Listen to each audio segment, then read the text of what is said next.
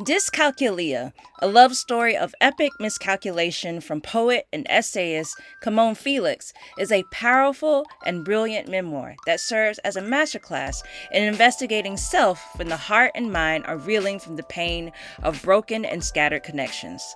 Felix braids her stories of a lost love, a complicated relationship with her mother, and her late diagnosis of dyscalculia and bipolarism to reveal the power of reclaiming self through healing.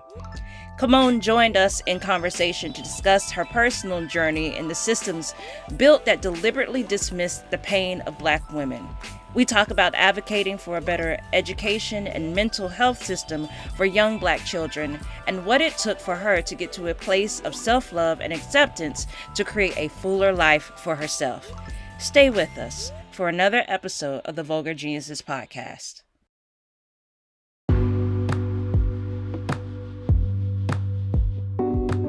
Are you currently looking for a bookstore that has a great selection of books? Well, Kizzy's Books and More is that bookstore. Visit www.kizzy'sbooksandmore.com to purchase your next book for our book club. Use coupon code VulgarGenius to receive 10% off the subtotal of your first order. What's up, everybody? Welcome back to another episode of the Vulgar Geniuses podcast. We are your hosts. My name is Denny. And I am Veronica. And today we are joined by our April anniversary Book of the Month author, none other than the remarkable Camonghne Felix. So here's a little info.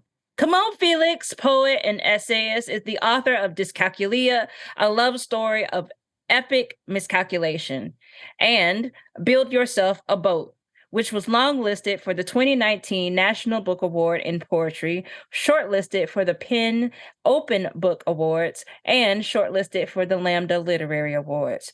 Her poetry has appeared or is forthcoming in Academy of American Poets, Harvard Review, Lit Hub, The New Yorker, PEN America, Poetry Magazine, Freedman's, and elsewhere.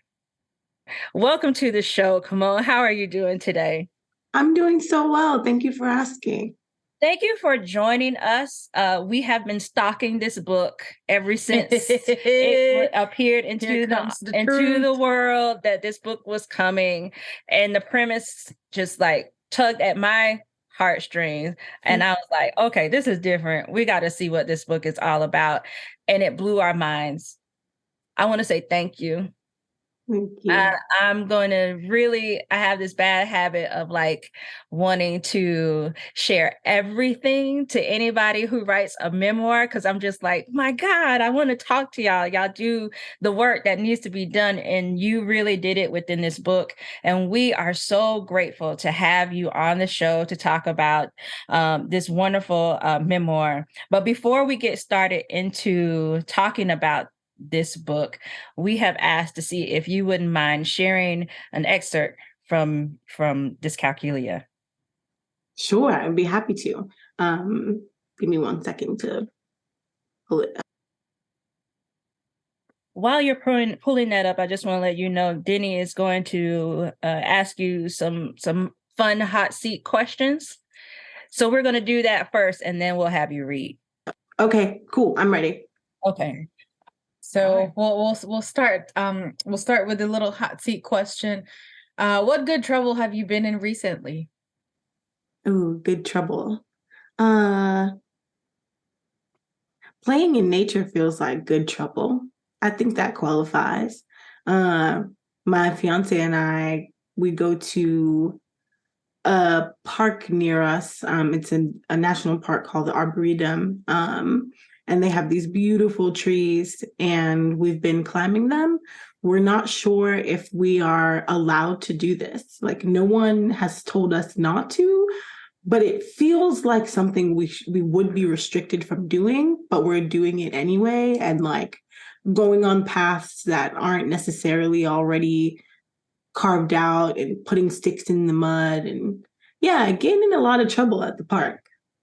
That's what's up. I feel like the trees love that, getting that attention of having people climb them. That's a good feeling. We had a writer His name is Ron Grady, and he is a nature preschool teacher, and he wrote a book about the color brown, and Oh, wow. he would be in love with everything you just said. That would be right Yeah. up his alley. Teaching children to do that, go out and have fun in the nature. Also, we were reflecting about your book in nature.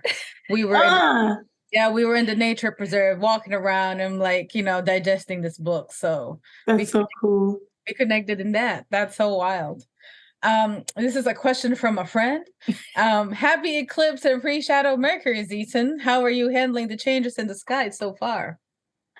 Oof. You know, Mercury retrograde season either goes really well for me or it goes really badly. And this feels like a time where it's going to go well. I've been having some like intellectual breakthroughs and some emotional breakthroughs, and I'm feeling really confident and excited and not as down as I mostly usually feel.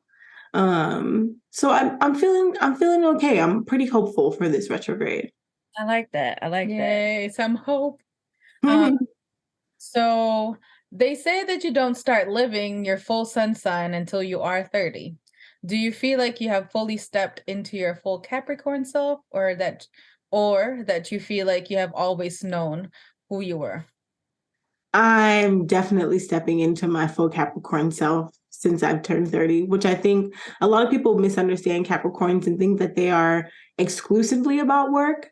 But Capricorns have two sides. One side, they are really invested in excellence, right? In like doing the thing that they do really well. But the other side is that they also really like to relax. They're earth signs. They really like to be brought back down to earth.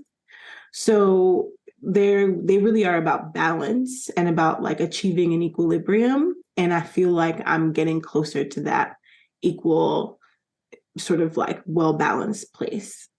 I like that. I don't know a lot of Capricorn, so that's always one of those signs where I'm really curious to really like fully get to know. Like I know the infamous ones, like you, Ray and Michelle Obama. Like like those are the ones where I'm like, okay, Capricorns, they out that life. Like they're showing you how to do it. Yeah. And do it well. So it's like I have always wondered about that. So I'm glad to know that you're feeling like you're starting to really step more into what it is to be a Capricorn. Yeah, it's been fun. I like it.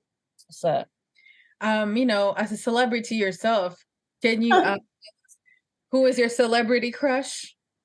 Ooh, very random, but I am gonna let you down because I don't really crush on celebrities. It's just really hard. I'm attracted to personalities. That's why I wanted to ask. Really? Yeah. Yes. Yeah. I'm really attracted to like personalities and like the way that people like, when you meet a person and you like the way that they walk and you're really interested in like their weird quirks, like the thing that they repeatedly say, like, yeah, or so, or, those kinds of things. Like that's what I'm attracted to. And celebrities are like just way too distant for me to access, to know if I would like them, even as friends. Yeah. I don't think I have any celebrity crushes. I'll say if I could have a friend crush, my celebrity friend crush is Regina King. I think she's a Capricorn too. And I know she's going through a tough time right now, so I wouldn't expect anything at all. But but if I ever got the chance to be friends with her, I would just want to like sit near her and watch her go through life. I feel like it would teach me a lot. I want to be Regina King's friend too. I just want to hear her talk all the time. I let her. Right? Yes. So now, we come into the point of the show. Before you read an excerpt from this book, if you can tell our listeners, what is this memoir all about? It's hard to explain what it's all about in a short period of time. But what I've been saying about it is that it is a book about a heartbreak that led to a life-changing diagnosis. And it's not just about one heartbreak, but about a series of heartbreaks that all leads up to this culminating realization And it's all tied to, self-realization and self-affirmation and being able to, identify oneself in the mirror after something traumatic happens. But thank you for sharing that with us. Will you go ahead and read an excerpt from DYSCALCULIA? Sure. Sometimes a benign heartbreak is meaningful. Sometimes it sums up to nothing. Who's to know? And does it matter? It's the abacus of your growth, how many inches up from the ground you've gotten charted. At the coffee shop, an interested man observes me in silence, then asks me what I'm working on when I take my headphones off to thank the waiter. He's kind of my type, but I'm weary now, and he thinks I don't see him, but I do. I tell him I'm working on a book. Oh yeah, a book? He croons, smiling like I made a joke. What's your book about? Heartbreak, romance, that kind of stuff. That's it, he asks. Heartbreak? That's it, I say. Just heartbreak. Black girls get to write about benign heartbreak too. Proud and saccharine and pathetic. When you're healed, you tell the story differently. I loved a man so hard it made me sick. I loved myself so hard I brought her back. Thank you so much. Oh, That's so definitely good. one of my favorite parts of the book. And I think Yay. that right there, like, is a good synopsis of what your story is all about. This beautiful memoir. Yeah.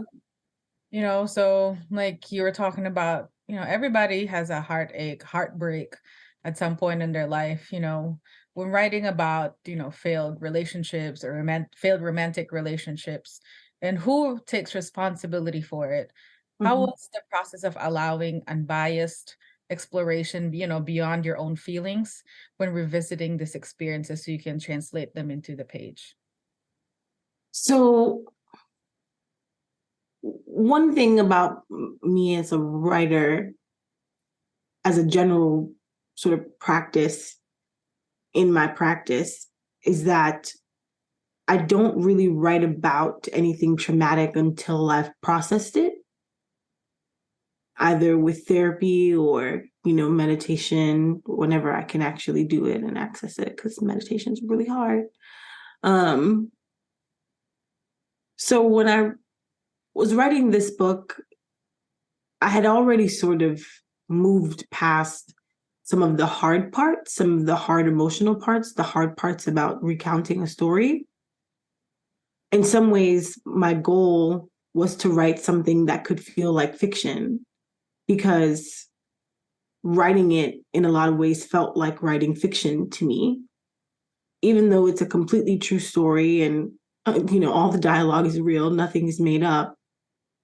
It felt so foreign from who I was at the time that I was like finishing it up. It felt so foreign from that it was really hard to identify with it in a negative way. I could only really see it positively because I had spent so much time away from it and really gotten to process all of the feelings that I wind up talking about in the book.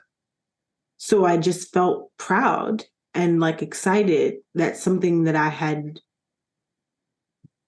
gotten, an adversity that I had sort of like managed, that I was able to sort of manage it so well that it could become this other thing. And it didn't have to stay being the traumatic thing that broke my heart, the traumatic things that broke my heart. They could become something ineffable that can't really be described or understood and be beautiful in that way. So you said that you wanted something that could feel like fiction, and I really love the way that you've written this book. So I really want to talk to you about the form of the story. Your memoir reads as if it is poetry and a braided narrative had a baby, and this is it, right? And you use math to play with memory as you retell the story of your breakup, your bipolar diagnosis, and your relationship with your mother. Speak to us about how this form of sharing your story came to be for you. That's a great question. Yeah, so when I started writing Dyscalculia, it was very much about, it began as being about that central heartbreak, the heartbreak that occurred after a romantic loss. And as I kept writing it, let me take a step back. Part of what I love about writing is that because it doesn't have to happen in a linear way, when you look back at what you're actually putting down on the page, it tells you a different story, not just about how you're feeling, but about what you actually wrote, right? So you can write one thing and then look back at it and realize, oh, it's actually this other thing. And the most important thing is that when you look back at it, you ask new questions, right? You're like, oh, well, if I felt this way, then I wonder what it looked like when this thing happened, or how did that relate to this thing? So as I'm writing and I'm just doing the work of asking the questions that move the narrative along, I'm like, oh, some of these answers are back in time, right? Some of these answers are in the future. So realizing that because the questions were being answered in this nonlinear fashion, but also that all of the answers tied back into each other, it felt like I needed to represent it in its sort of like raw composition on the page in that way. To do it in any other way felt dishonest. I tried a bunch of other ways, and this was the only way that felt authentic, because out of one question was born another question, and the answer to that question is back in time. Going back in time is what moved me forward, right? Being able to do that math, all of that is sort of like fundamental to why it exists the way it exists, and fundamental to the story, to the telling of the story. So yeah, once I realized that I was sort of time traveling and that I was like unpacking all of these other boxes, I just started to braid them, right? And like figure out how they hook together, and like realizing that there were stories in my childhood that directly mirrored the stories in the future, and that those stories in the future were identical to stories that came before. Just like that looping felt so critical for me to preserve. Yeah. What does the time traveling do in regards to memory for you? Of Mm-hmm. when you go back and you're revisiting things that you know you had, because sometimes we create these tapes in our minds of like, this is how that moment went. And then sometimes you will find yourself going back and you're like, hold up, there was a detail that I missed. Talk to me about that time travel and memory connection for you. Yeah, a lot of that happens in understanding my bipolar diagnosis, right? So by the time I was finishing up dyscalculia, I had been diagnosed for about 3 years. And in the process of writing, there were a bunch of things that happened or that I was reflecting on, where I would look, where previously when I thought about them, I was like, this person did me really wrong, or, I don't know why this thing happened, or I don't understand why people treat me this way. And then I look back in retrospect and I'm like, oh, those were bipolar symptoms that I'm displaying, right? Like these actions are connected to this chemical imbalance in my brain. And I really felt like I was time traveling then, because I'm going to try to explain this the best that I can. But there's something about revisiting those events from the past, looking at them through this different lens, and medicating at the same time, right? It almost feels like I'm treating that event or treating that wound with this new self that is like willing to medicate and willing to heal. So that time travel felt really important in understanding how I wanted to talk about bipolar disorder in this book. And time traveling also happened in trying to understand what relevance my mom was going to play in this narrative, right? At first, I wasn't totally sure why she was showing up, but by the end, I realized that she was there to be what she has been, which is the most sort of reliable figure in the narrative, right? The person who you can anticipate will be there, at least in the book, and the person who likely wants to be there the most. And I needed to time travel in that relationship to sort of understand that that is the figure that is showing up in this book, and that's how she shows up and why she needed to be there. Yeah.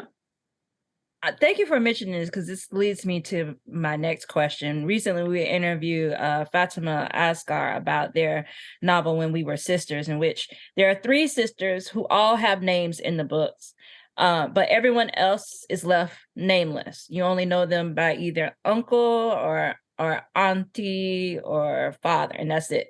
No one has a name.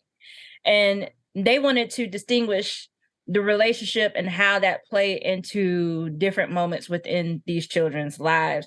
And so it made me think about your book when you choose to name people by just an initial. And then your mom is spoken throughout the book. But for me, like mom, like you don't call your mama by their first name, you know, it's gotta be funny, right? And so it feels like that's the name, because is the name of your mom. Can you talk about choosing to introduce these characters within your story with just their initial and not giving us the full name? Yeah. I really wanted to establish a hierarchy of characters, right? Everybody couldn't have the same importance, because that is not how, at least my life works. Like, not every person in my life has the same level of importance, right? As callous as that may sound. And so when I was writing the book, I was like, how do I, first of all, most importantly, make it clear to my readers that this person who broke my heart in the romantic situation, that like this heartbreak is not necessarily the most significant, right? Like, it is the biggest and it takes up the most space, because that's what it's like to get your heart broken in your 20s, right? Or any age in general, but especially in your 20s. But to reduce them to S or X instead of listing out their entire name was not necessarily to protect them, because their name is very common, but literally to say like, this broke my heart, and this person was important, but over time is less important, like an indicator, a small one for them to see that.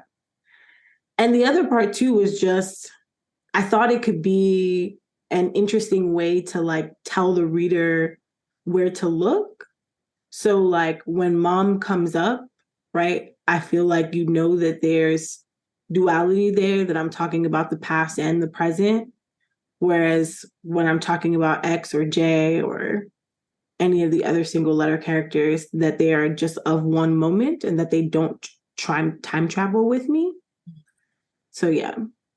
Yeah, and that really feels like within that time travel, that maybe in the very beginning, when you're looking back at that memory and initially, like their full name is there.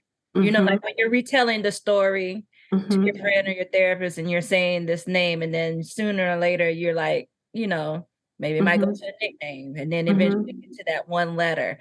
So I like that, because when we were talking to Fatima, she was saying how she wanted the reader to feel as if when you are reading about these characters, that you have the ability to transplant someone that you may have yourself dealt with in this manner and put them in that place of that person in the book. And when I was reading your memoir, that's what I was feeling, the same way of like, yes, Dee did it. I know, you know, like I've had that experience of like going through those moments in my 20s. And I was just like, yeah. And crisis. Particularly with X, Right. like that person's name doesn't actually start with X. They're X because you should be able to replace that name with any name, right? You could plug in any name and it would work. Yeah. So that's spot on to what you're saying. Also, going back to the time traveling aspect, I really loved it because talking about trauma is very difficult. And I think the time traveling aspect of it is the same way how people deal with trauma or what people would retell trauma. It doesn't happen all at once every single time. Exactly. To the people that have experienced trauma, it comes out in spurts. So I, you know, it helped me read the book, and I'm sure also other people would, appreciate it, because, for people that have been traumatized or writing or coming from that part, it, it expresses a lot of humanity in experiencing them, and not, just, oh, this is what's going to this is what happened to me, and almost kind of like, the story is about everything else but them. But the story is about you and what you're experiencing, and projecting it to the world for the people to see. So I think the time traveling aspect really, really worked very, very well. Thank you. I really liked it. So, when allowing yourself to, open up and having to be in a relationship, whether romantically or not, with somebody else, what does that undertaking look like for you? Because I have trust issues. I'm say that, but like, how does that unfold for you when you're going through that process? It's very tough for me. I think romantically, it kind of happens or it does not, right? Like with my partner now, we met and I automatically opened up to them, and we've been together ever since. But in the 4 years before I met them, I was dating plenty of people and never felt vulnerable enough to actually open up. So I think that to me is evidence that like it doesn't come very easily for me. And my biggest sort of wall is being able to be vulnerable. I just don't like to do that. It feels like a level of emotional labor that I don't always have the capacity for. But I think with like friendship in particular, my biggest block is one, being vulnerable. And then the second biggest is trusting my own understanding of the relationship and trusting my understanding of of how that person feels about me or perceives me. I really struggle to understand how a person may feel about me. And I need a lot of confirmation, which is not like normal in platonic relationships. So I tend to wind up sticking to myself and being pretty sort of like self-satisfied, because it's no one, I don't want to have to ask someone like, hey, do you actually like in what way do you like me? Like, do you want to be best friends, or do you just want to like get coffee once a month? Like, trying to navigate those distinctions is too hard for me. So I just hang out with myself. I have 5 friends, so I identify. Yeah. That, like, even Veronica was telling me, like, I present very non-interested and like stoic. Me too. So like the resting bitch face was invented before. I mean, the resting bitch face before it was invented. So, like just trying to feel out your novel and, your memoir, I was like, real, like how, like, the giving up of the self. That is very difficult for me. Yeah, for sure. So I want to go to the start of your story in this relationship with person X. And there is a part where you find out that he has been cheating with someone else in the relationship. And in it, you talk about when you woke him up after reading the text message from the woman, and you asked him about it. You could see in his eyes they were not tethered to you. I love that line so much. And the telltale signs of a lie is most recognizable in those that we love, even when we try to ignore them.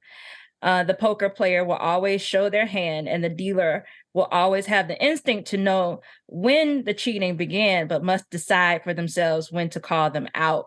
What was it about this moment, despite having the instinctual feeling prior, that was the day to call out his hand? I think when you know, but it's not being confirmed, there's plenty of room to lie to yourself. You can be like, oh, maybe I'm just overthinking it. I'm just insecure, whatever. You can make up any lie that you need to convince yourself that the truth is not actually the truth. But when you get that confirmation, right? When you see it, you have one of two choices. You can pretend that you didn't see it, or you can see it. And I feel like I am not the kind of person who can pretend that I don't see it. I don't have the strength to summon that level of delusion. I can't do that. And I knew that I wouldn't be able to be normal. And at that point, like, what's the point? If I know that I'm going to be destroyed and crying and upset, and then we might as well both be destroyed, because you're going to know. And I'm not going to keep it from you. Why? I don't owe you that. I don't owe it to keep it from you. In fact, I owe you the opposite. So yeah, I was like, I'm not going to pretend that I don't see this. So today has to be the day. I like that, because, so many times people will choose not to see it and just continue on, and live blindly. And it's just one of those things of, what are you doing to yourself? What are you allowing yourself to hold on and carry that isn't yours to hold nor carry? Yeah. Glad that you chose to share that part of the story. This memoir, it feels like it was the first time where I could really focus on the writer without the outside people finding their way to steal the spotlight from you, the memoirist. How were you able to find the center of the story and stand in it the entire time? A good question. And I asked that because sometimes, the outside people get more shine, and, the conversation can lead towards there. And often, sometimes people can get lost in what was the real story, which is the person who's writing it. So I'm just curious as to how you were able to be able to center that story within you. I think that the thing that I most wanted to accomplish with this book is to make a claim that Black girls could and should have the space to write saccharine poetry, to write almost, because it's almost just about nothing, almost just, right? And to make that claim, I had to be that Black girl in this book. I had to own my story enough to say, I believe that it's profound and I believe that it's commonplace. It's both necessary and completely unnecessary. So what I understood about that responsibility was that no one else could help me make that claim in the book. Like, X wasn't going to be able to do it. J wasn't going to be able to do it. My mother wasn't going to be able to do it. I had to be the one to say, my story is important and it belongs to everybody else. And it felt like standing in the center was like screaming that, like yelling it from the top of my lungs. And so I just had to, at the risk of writing a memoir that is slightly narcissistic and if, at best, extremely navel gazing, it felt like that needed to happen to own that space, to own a space that I don't feel really exists. Like, the confessionalists died, and when people name who came after them, it's all white women, which is crazy, right? When you think about the Black women that have been writing, like think about Audre Lorde, if you think about Toni Cade Bambara, who wasn't a poet, but still, right? Like, these are women who are writing from the depth of emotion, who are thinking about confession from a totally different perspective, not as something that like you give to God, but it's something that you give to yourself. And no one is owning that space because that language isn't being offered to that space. There's no one saying like, I go here, this is my space. I write about trauma. And what about it? And I'm better than you. I just think it had to be said. It's just so infuriating. It's so infuriating to look at all these books that have pink covers and, fucking museum paintings on them. And none of them are written by Black women. Black women write about the feminine mystique, and they write about, you know, spirituality and the depths of mysticism, and their books are all in black and gold. Like, they're not being understood as part of the sort of like social canon of women's literature, and it's absurd to me because that's what I read, and like that's how I got to this book. Talk on that, because it's like you have a group of people saying that these stories that Black women have and own are not important. Mm-hmm. You know, like those things don't happen to y'all. You know, what is Mm-hmm. love? Like, you know, Mm-hmm. they don't see us as people who want to be in love. Like, that's Mm-hmm. never equated. Correct. Yeah. Only to be used. And yeah, exactly. We don't even get to be seen as heartbroken. We just get to be seen as broken fundamentally, right? Yeah. Like, nothing. And that's what I thought was interesting about your question about other people coming in to the narrative, or the outside people, is that when I think of the outside people, I'm thinking about social structures, right? And systems, and like the language of systems, because we can't really escape systems, but the language of systems and how we talk about them. And to an extent, those systems are all there. Like, you can see them in the book, right? I can see them in the book, call some of them out.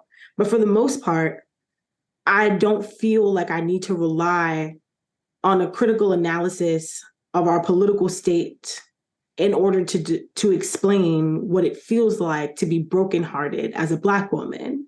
And I think that distinction is important because our livelihoods are like inextricably tied to these systems.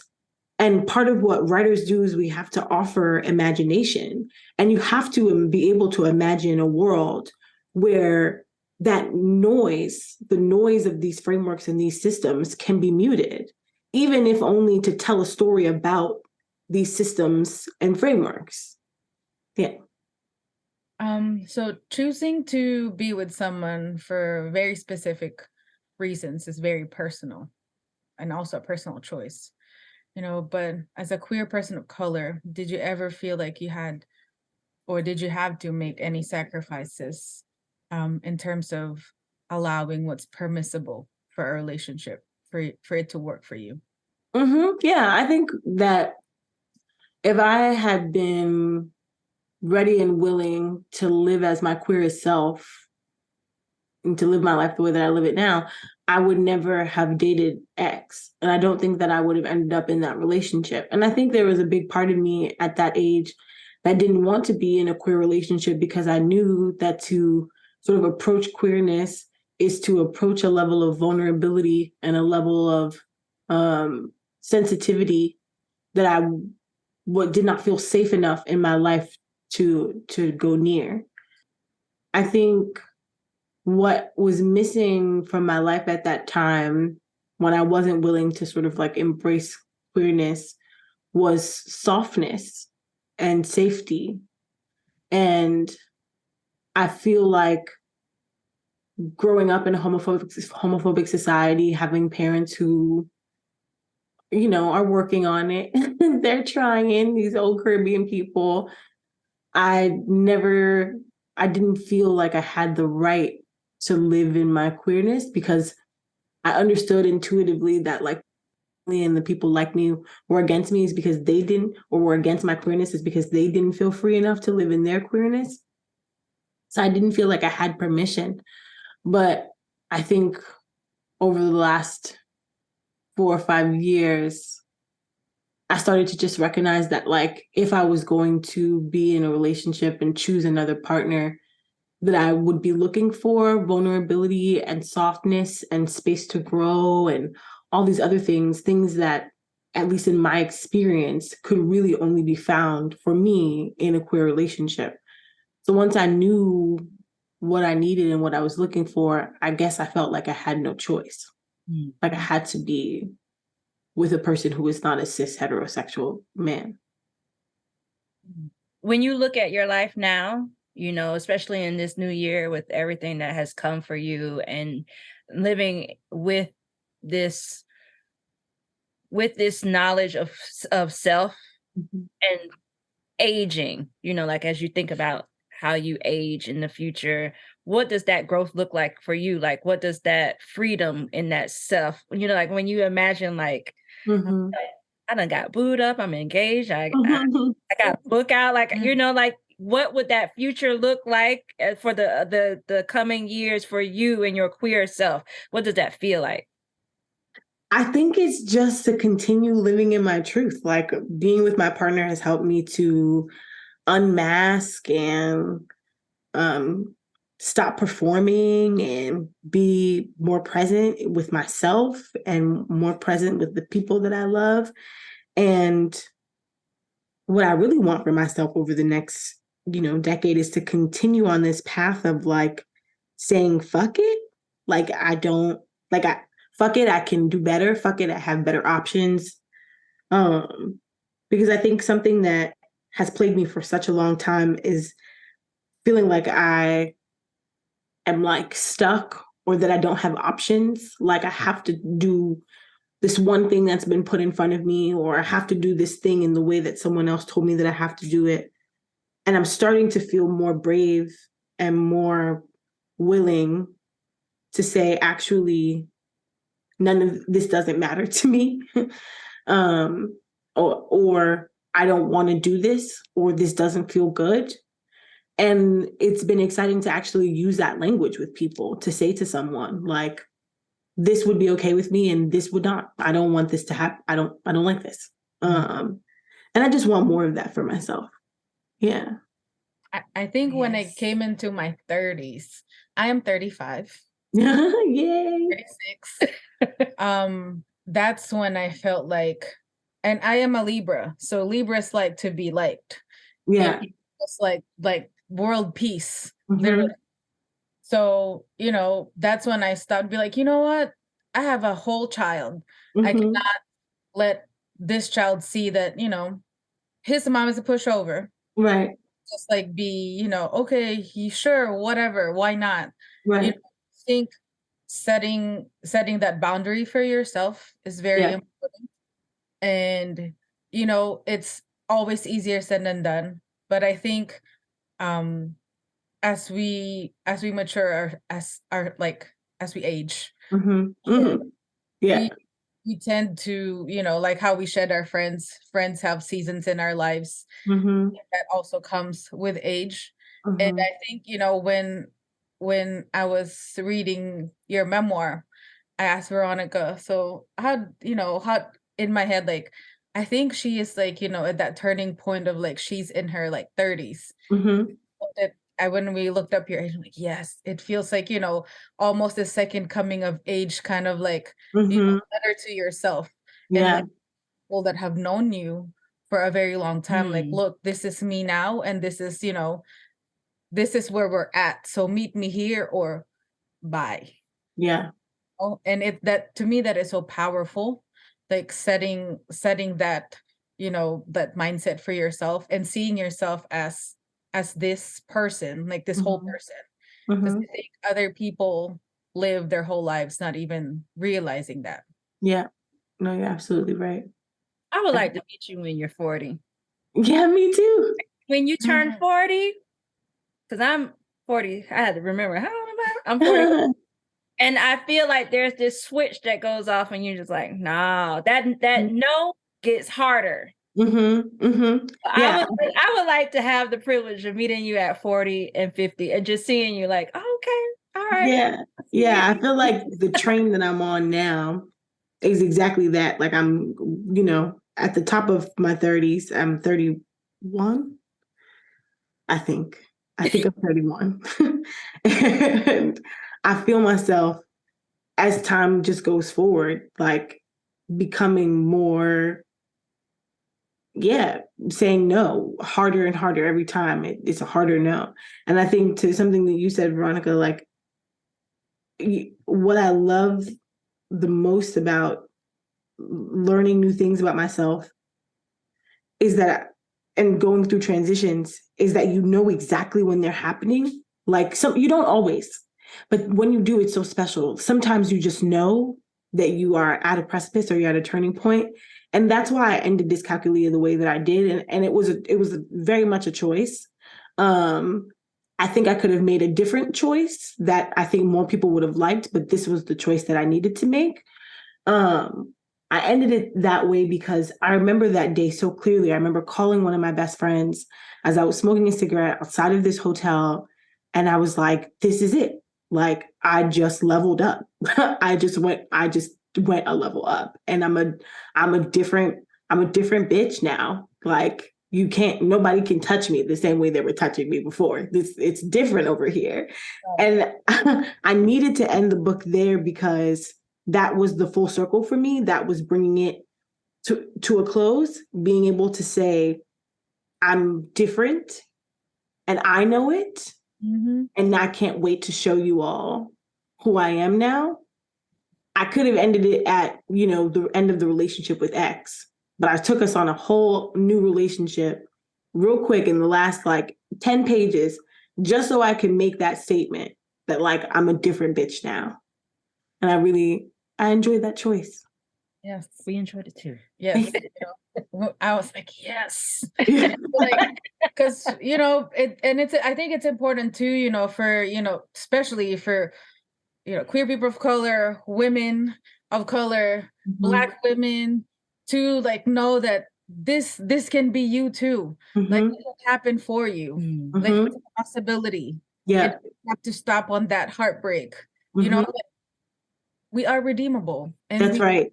Exactly that. Build, and it's fly and it's good as fuck when it happens. That's right. Yeah. You deserve that. And then the people that would be reading this would also deserve to know that they can also do it. That's right. Especially that they're redeemable, for sure. Yes. Yeah. When people would write memoirs, they say, you go through experiences twice. Mm-hmm. You experience it and then you write about it. Mm-hmm.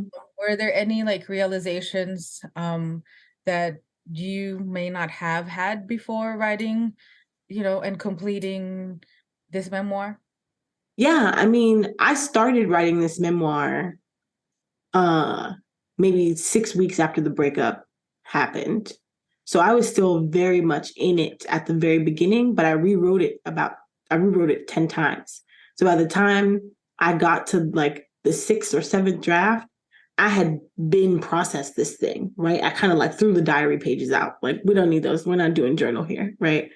And I think what I learned about myself was that I did not get what I needed as a child in order to be a healthy adult, but that I figured it out anyway. And I'm proud of that. But at the same time, it was very painful in writing this book and going back in time to look at all the ways that I had been abandoned by our education system, by our mental health systems, and how much those systems were not set up for me to succeed. And I don't think that I knew that before I wrote this book, but I don't think that I saw it as clearly as I did after. And I don't necessarily know what that means or what it changed for me, but I know that I have a clearer understanding of what I need to give myself, the kind of accommodations I need to give myself because of the accommodations I didn't get. Yeah, when I was reading this book, I worked in education for a long time, and it made me think about how easy it is for Black girls to get overlooked within the system because, they are easy to just kind of write it off as, oh, this child just has behavior issues, she just need to learn how to get it together and fly straight and then get right. Yeah.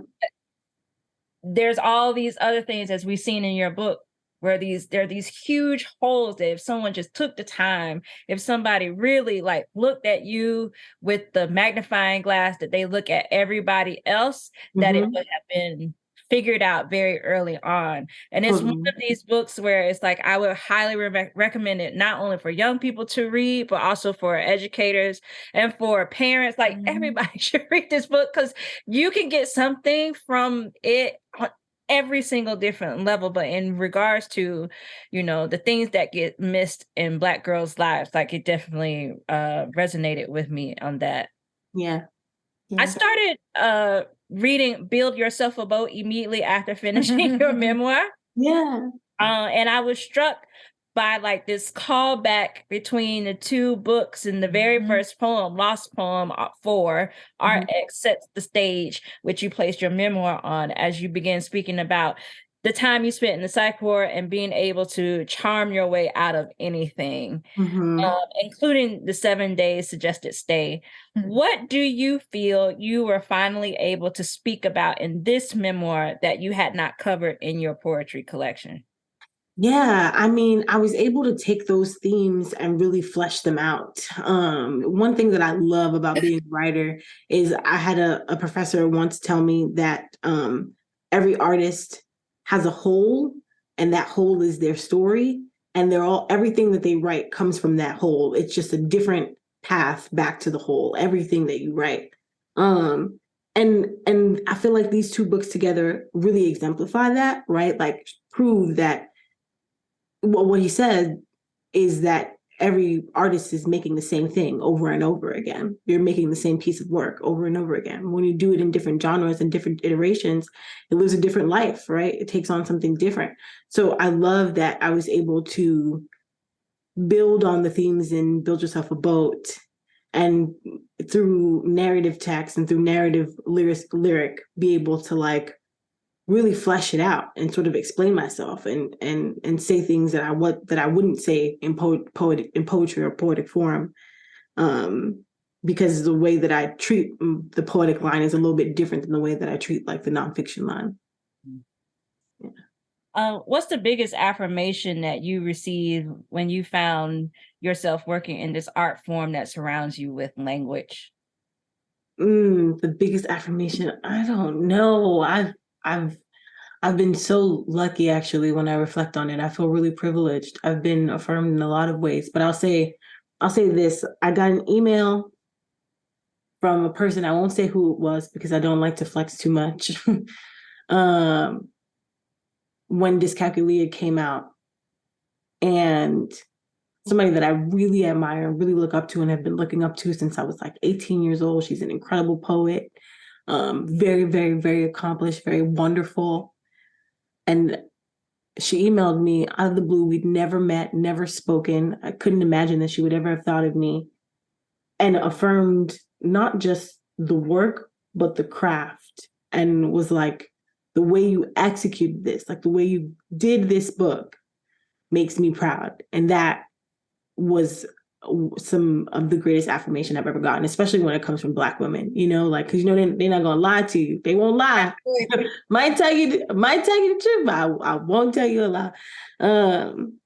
That was probably some of the greatest affirmation that I've gotten. And generally speaking, I feel like in the poetry community in particular, I get a lot of affirmation from the women of color, and just getting to be around them and known by them and loved by them is affirmation enough.